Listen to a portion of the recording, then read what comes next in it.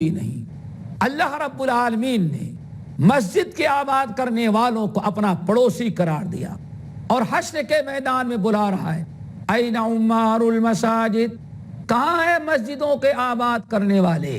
مسجدوں کے آباد کرنے والوں کو مسجدوں میں نماز، تراویح، اعتکاف، درس قرآن، درس حدیث کے لیے بیٹھنے والے جو ہیں، ان تمام لوگوں کو اللہ تعالیٰ نے اپنا پڑوسی قرار دیا ہے اور عرش کے سائے میں ان کو جگہ دے رہے ہیں۔ نبی علیہ السلام کی ایک حدیث اور یاد آئی، ناظرین اللہ کے گھر سے جڑو، گھروں میں نماز نہ پڑھو، اللہ کے مسجد کو آباد کرو، اللہ کے گھر کو آباد کرو، اس سے محبت کرو، اس میں آتے جاتے رہو۔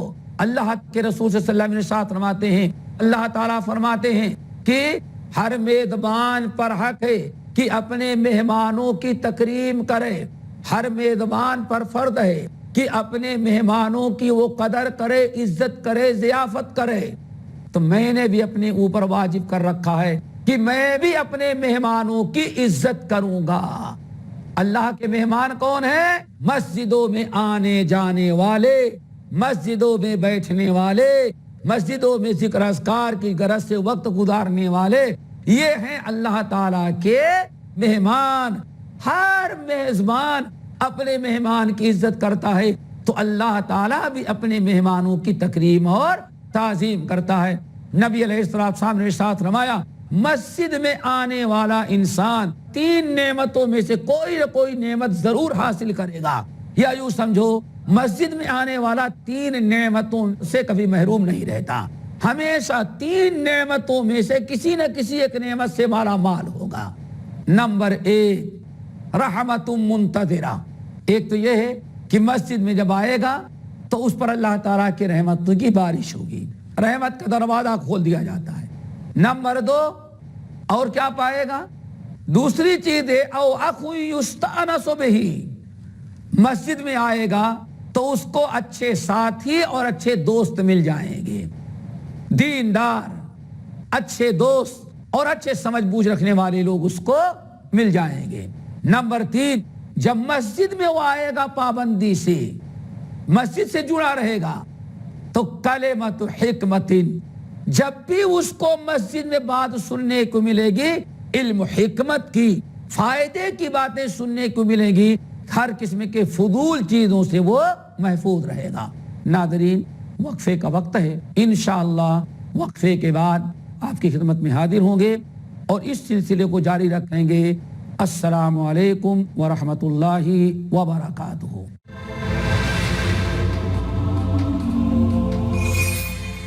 الحمدللہ وکفا وسلام علی عبادہ الذین اصطفیٰ، اما بعد۔ محترم ناظرین، وقفے سے قبل ہم ان لوگوں کے متعلق نبی علیہ السلام کی بشارتیں سنا رہے تھے جو مسجد سے جڑے رہتے ہیں، جن کا تعلق مسجد سے لگا رہتا ہے، اور مسجد سے جڑے رہنے کی بہت ساری شکلیں ہو سکتی ہیں، لیکن افسوس صد افسوس آج ہم مسلمانوں کا مساجد سے تعلق بڑا کمزور ہو گیا ہے۔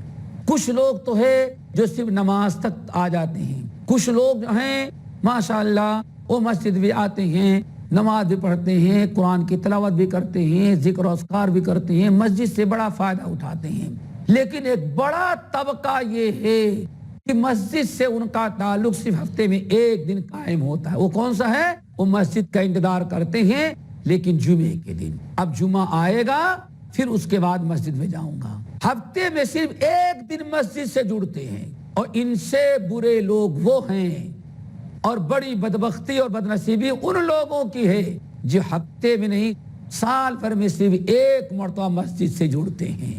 رمضان جب آ جاتا ہے تو بڑے شوق سے مسجدوں کو آباد کرنے والے ہو جاتے ہیں۔ یاد رکھیے گا ناظرین، 1 ہفتہ مسجد کو آباد رکھنا اور 11 مہینے مسجد کو ویران کرنا، ان دونوں کا کوئی تناسب اور تقابل نہیں کیا جا سکتا۔ یاد رکھیے 1 مہینہ مسجد کو آباد کریں گے، وہ اتنا بڑا عمل نہیں، اتنا پاور اس میں نہیں ہے کہ 11 مہینے مسجد کو ویران کرے تو آپ کو اس سے معاف کرا سکے۔ اس لیے ناظرین مسجد سے تعلق جوڑیے، مسجد سے الفت و محبت کیجیے، مسجد تعمیر کرنے میں، مسجد آباد کرنے میں. آباد کس سے کرنا ہے؟ نماز سے آباد کرنا ہے, تعلیم و تعلم سے آباد کرنا ہے, عبادات سے آباد کرنا ہے, اعتکاف سے آباد کرنا ہے, قرآن درس حدیث سے مسجد کو آباد کرنا ہے. مسجد کو آباد کرنے والا بڑا خوش نصیب ہے. اور جس انسان کا تھوڑا سا بھی تعلق مسجد سے ہو جاتا ہے, اللہ تعالیٰ کے ہاں وہ رحمتوں کا اور برکتوں کا مستحق ہو جاتا ہے. نبی علیہ الصلوۃ والسلام کا فرمان, اللہ اکبر, کتنی اہم حدیث ہے ناظرین. اللہ رسول نے ارشاد فرمایا, ابو امامہ رضی اللہ تعالیٰ عنہ کہتے ہیں, ثلاثۃ کلہم ضامن علی اللہ عز وجل, 3 قسم کے خوش نصیب ہیں اللہ تعالیٰ نے جن کو اپنے گارنٹی اور اپنی حفاظت میں لے رکھا ہے کہ ہم ان کے جان کی, ان کے مال کی, ان کی عزت کی, ان کے دین کی, ان کے ایمان کی حفاظت ہم کریں گے اور ہم انہیں جنت میں داخل کر دیں گے. آپ نے ذرا غور کیا کبھی وہ کون سے 3 قسم کے لوگ ہیں؟ آپ نے ساتھ میں ثلاثۃ کلہم ضامن علی اللہ عز وجل, 3 قسم کے آدمی ہیں جن کو اللہ تعالیٰ نے گارنٹی دے رکھی ہے اور اللہ نے فیصلہ کر رکھا ہے ان کو ہم جنت میں ضرور داخل کریں گے. ان میں ایک انسان کون ہے؟ رجل خرج فی سبیل اللہ, جو جہاد میں گیا.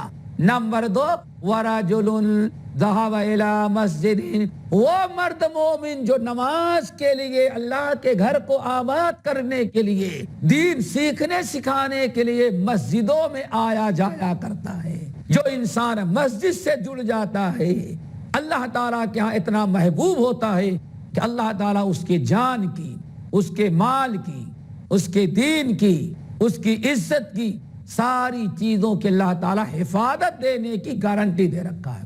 نمبر 3, ورجل دخل بیتہ بسلام, ورجل دخل بیتہ بسلام, تیسرا خوش نصیب ہے وہ جس کو اللہ نے اپنی گارنٹی میں لے رکھا ہے.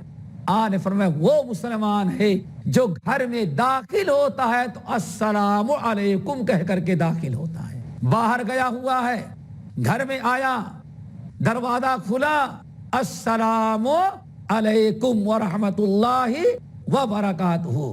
جو مسلمان گھر میں سلام کر کے داخل ہوتا ہے, ناظرین آپ نے کیا سمجھا؟ معمولی. لیکن آج مسلمان گھر میں داخل ہوتا ہے تو سلام کرنا عیب سمجھتا ہے, لیکن گڈ مارننگ کرنا کبھی عیب نہیں سمجھتا.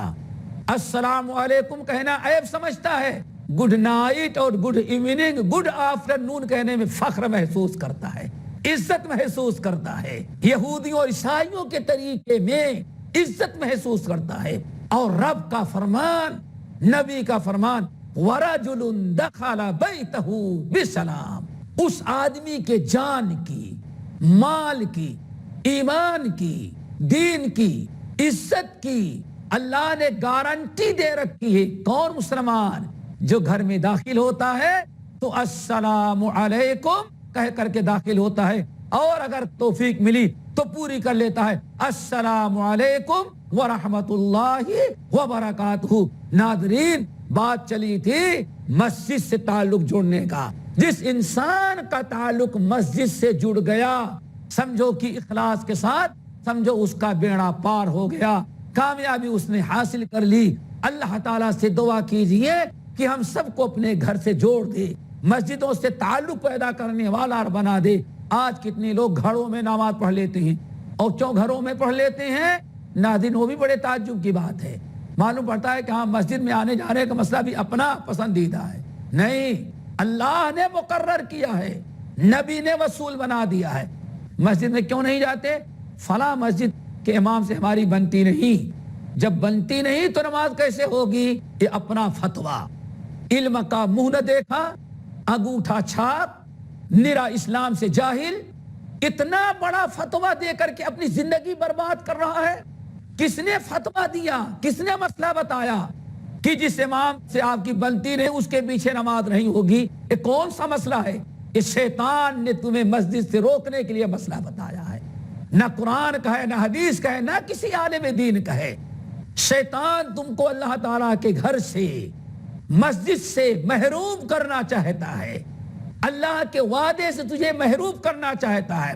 بہت سارے ہیلے بہانے کر کے مسجدوں سے کنارے ہو جاتے ہیں, اپنے گھر میں نماز پڑھا کرتے ہیں. یہ ساری شیطانی حرکتیں ہیں, شیطان ہم سے اور آپ سے کرواتا ہے. آپ اپنے آپ کو بچائیے.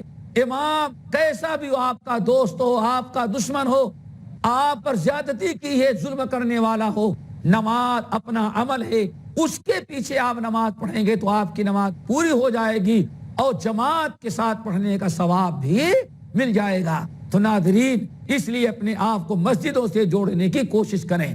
آئیے حدیث سنا کر کے ہم بات کو ختم کرتے ہیں کہ مسجدوں سے جو انسان جڑ جاتا ہے اللہ تعالیٰ کیسے اس پر فضل و کرم کرتے ہیں. نبی علیہ الصلوۃ والسلام کے زمانے میں ایک امرأۃ سودا, امرأۃ سودا کا مطلب کالی کلوٹی عورت, لاوارث بے سہارا, جس کا کوئی نہیں, مدینہ طیبہ میں رہتی تھی اور وہ مسجد نبوی میں آ جاتی اور ایک تھیلی کپڑا یہاں لٹکا لیتی, پورے مسجد کے اندر گھومتی رہتی. کہیں تنکا چٹائی کا ٹکڑا ٹوٹا ہوا, کوئی اڑتے پڑتے پتے آ گئے ہیں, یا کوئی کچرا اس کو ملتا اٹھاتی, اٹھا کر کے اس تھیلی میں ڈال دیتی. اور جب اکٹھا ہو جاتا, مسجد کے اندر کوئی کوڑا کرکٹ نظر نہ آتا تو لے جا کے اس کو اٹھا کر کے پھینک دیتی. انتقال کر گئی. انتقال کیا تو کفنانے کے لیے رات ہو گئی, تاریک رات تھی, ٹھنڈی ہوائیں چل رہی تھی. صحابہ کرام نے سوچا نبی علیہ الصلوۃ والسلام کو کیوں تکلیف دے, اس عورت کو نہلا دھلا کر کے قبرستان میں لے جا کر کے دفنا دیے. ایک دو دن گزر گیا, وہ کالی کلوٹی حبشیہ عورت مسجد کے اندر نظر نہ آئی. نبی علیہ الصلوۃ والسلام نے پوچھا لوگوں سے, وہ عورت کہاں چلی گئی, آج نظر نہیں آ رہی ہے, مسجد میں رہ کے تنکے اٹھاتی تھی, کہاں چلی گئی وہ؟ لوگوں نے کہا یا رسول اللہ, تم مر گئی. ارے فلا آذنتمونی, مر گئی, ہم کو تم نے اطلاع نہیں دیا. لوگوں نے کہا یا رسول اللہ, ایک معمولی سی عورت تھی, اب آپ کو کیا تکلیف دیتے. ہم لوگوں نے جا کر کے اس کی جنازہ پڑھ کے دفنا دیا. کانہم تقالوہا, ناظرین اس عورت کو معمولی سمجھ کر کے لوگوں نے دفنا دیا, کفنا دیا, جنازہ پڑھ لی. کانہم تقالوہا, معمولی سمجھا. اسی لیے اللہ کے رسول کو انہوں نے نہیں بتایا. اللہ رسول نے فرمایا دلونی علی قبر, اسی وقت اٹھو اور مجھے قبرستان لے کے چلو, بتاؤ کہ وہ عورت کس قبر میں مدفون ہے. اللہ کے رسول کا حکم, صحابہ کرام اٹھے, آپ کو لے گئے اور اشارہ کیا یا رسول اللہ یہ قبر اس کی ہے. نبی علیہ السلام نے دعائیں کی, جنازہ پڑھی, اور جنازہ پڑھنے کے بعد دعا کر کے فارغ ہونے کے بعد فرمایا اے لوگو, تم نے اس عورت کو کیا سمجھا؟ ایک عورت حبشیہ لاوارث مسجد میں جھاڑو لگانے والی عورت کو تم نے معمولی سمجھا؟ اللہ کی قسم, ان هذه القبور مملوءۃ ظلما, یہ پورے قبرستان کی قبریں اندھیری اور تاریکی سے بھری ہوئی تھی, لیکن میں نے تمہاری بہن اس جھاڑو لگانے والی حبشیہ عورت کے حق میں ایسی دعائیں کی ہیں کہ اس کی برکت سے اللہ رب العالمین نے قبرستان کے ساری قبروں کو نور سے بھر دیا ہے. ناظرین یہ ایک مقام ہے اس عورت کا جو صرف مسجد کا جھاڑو لگایا کرتی تھی. لوگوں کی نگاہ میں اس کی کوئی قدر و قیمت نہیں تھی, لیکن اللہ کے نزدیک قدر و قیمت تھی. کیوں تھی؟ لاوارث, حبشیہ, کالی کلوٹی, لیکن جھاڑو کس کی لگاتی تھی, محبت کس کے کرتی تھی, صفائی کا خیال کس کا رکھتی تھی؟ اللہ کے گھر سے محبت تھی. چھوٹی معمولی تھی لیکن بڑی چیز سے جڑی ہوئی تھی, اللہ کے گھر سے جڑی ہوئی تھی. اسی لیے رب العالمین نے اس کا مقام و مرتبہ پہ بہت ہی زیادہ بڑھا دیا. اسی لیے جو انسان مسجد سے جڑا رہتا ہے قیامت کے دن اللہ تعالیٰ عرش کے سائے میں اس کو جگہ دے گے. ناظرین وقت اختتام کو پہنچا, انشاءاللہ مزید باتیں اگلی نشستوں میں ہم لے کر کے حاضر ہوں گے. رخصت ہوتے ہیں. السلام علیکم ورحمۃ اللہ وبرکاتہ.